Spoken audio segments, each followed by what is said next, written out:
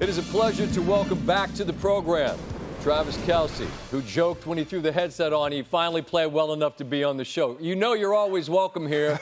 We would have chatted on Monday, but the Jags had other ideas. And you guys tonight welcome a red-hot Detroit team. What was the best thing that you guys did tonight that you failed to do on Monday?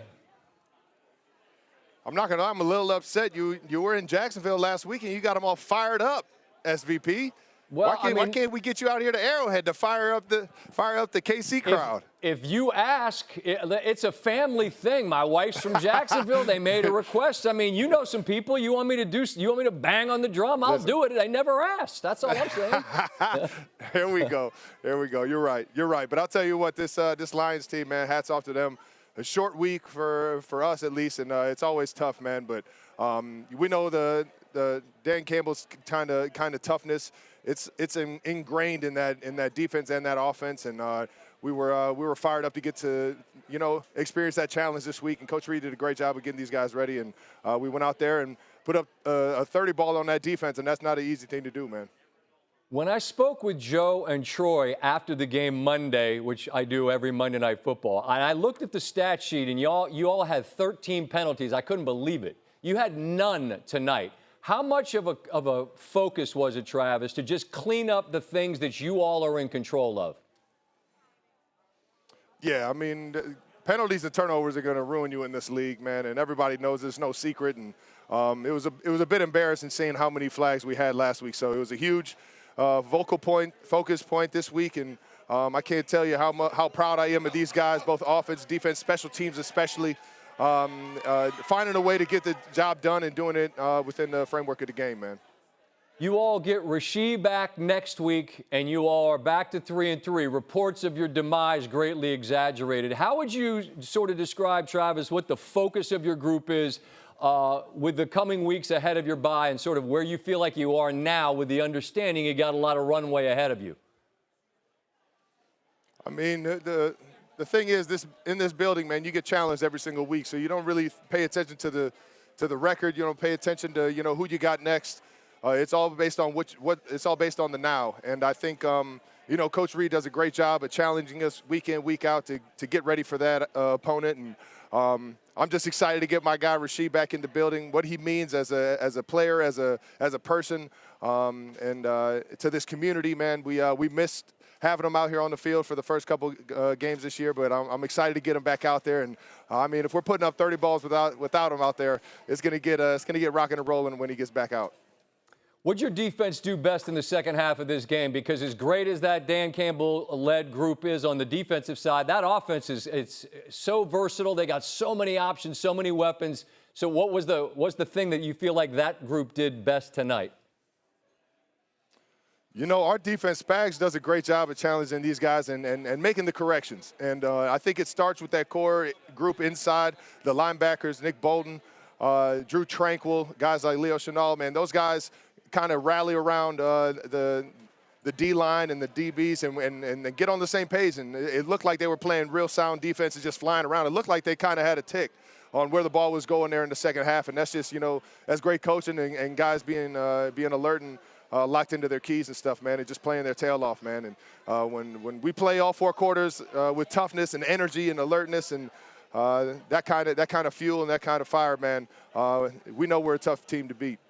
Yeah, absolutely. And you guys are still the measuring stick that everybody's going to judge themselves against. And, we're going to be out there in a couple of weeks for Monday Night Football. I look forward to that. But I'm realizing saying I'll bang on that drum. If I do that, I'll never be allowed to come back home to Washington where I'm from. So I don't know if I can do it. I'm just going to keep my head down, try to do my job, lean on your brother, let him be great, carry me for a couple of hours and not bother anybody. Is that fair? Is that a deal? All right, listen, that's what Jason does, baby. Just follow his footsteps. I've been following him my whole life, man. Just follow his footsteps. You'll be good to go.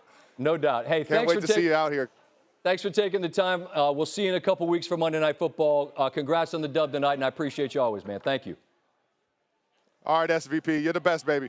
This week, buddy, you are earning your keep, bouncing around all over the country. Some very ambitious travel hours, so thank you for being here. Patrick Mahomes has always been very, very difficult to defend.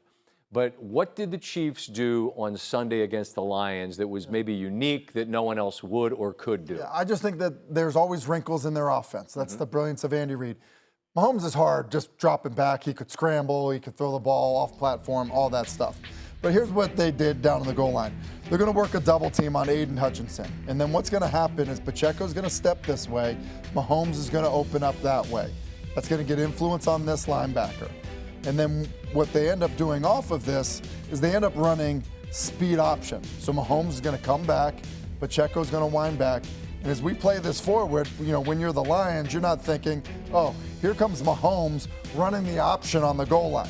You play option football, you need, somebody's got the pitch, somebody's got the quarterback. Well, that's not what you're working on all week, which is why it's a walk-in touchdown. So that's one area. Then how about the RPO game? So a lot of times when you run RPOs, if you're throwing the pass option to the slot side, the back, instead of being offset, is usually this side. The reason being is when you turn to the back, you have vision to this area where you're maybe throwing the RPO. Well, they're going to do it from the other side, but it's because of this defender's lack of width to expand out to Juju Smith-Schuster. Watch Mahomes get this football out. It could be awkward, uncomfortable. Who cares? But instead, it's right to the right shoulder of Juju Smith-Schuster, and on a 1st and 10, they get 12 yards, basically on an easy play because it's uncovered, but only easy because Mahomes can kind of run an RPO and still get the ball out quickly and accurately for run after the catch.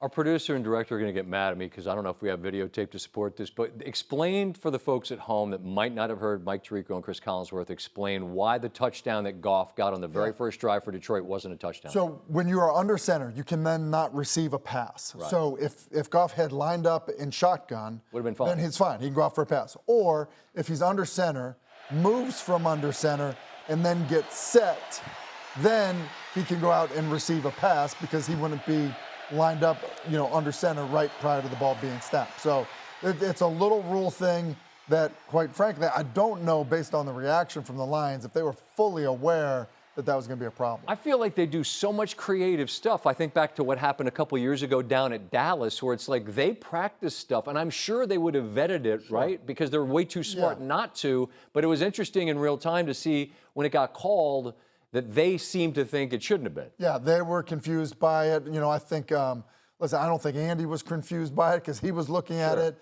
They end up getting it right. What's interesting about that drive, 10 run plays and 2 trick plays, basically. Right. That was Detroit's plan. And this was a night where clearly both sides are not going to settle for 3 if they don't have to, and they're going to go for it on 4th downs. And really, it ends up being a 13-point game. But as much as anything, it's that Detroit missed a couple of chances. You get 3 instead of 6, and they missed a 4th down that was huge in the middle there. And I think really that's the difference in this game, isn't it? Margin for error. You go play a really good team in their building.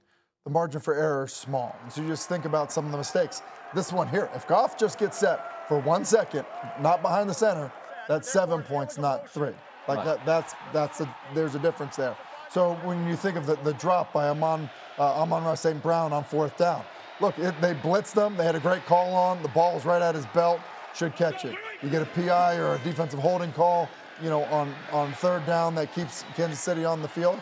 It could just be 3 plays that don't go your way. That really can be the difference in the football game. One last quick thought on this, and we talked about it with Travis a little bit. And you and I, as we watch this, you think about the personnel groupings and the options that Reid and the Chiefs have, and you add Rashee Rice to that, and this team that looked, wow, I don't know what's wrong. It's going to look like a completely different team, aren't they? Well, and I think they're way better than they were a year ago. Up front, skill positions, all of it. So and Rashee Rice is another magnifier, just another huge option, and the best wide receiver they've got.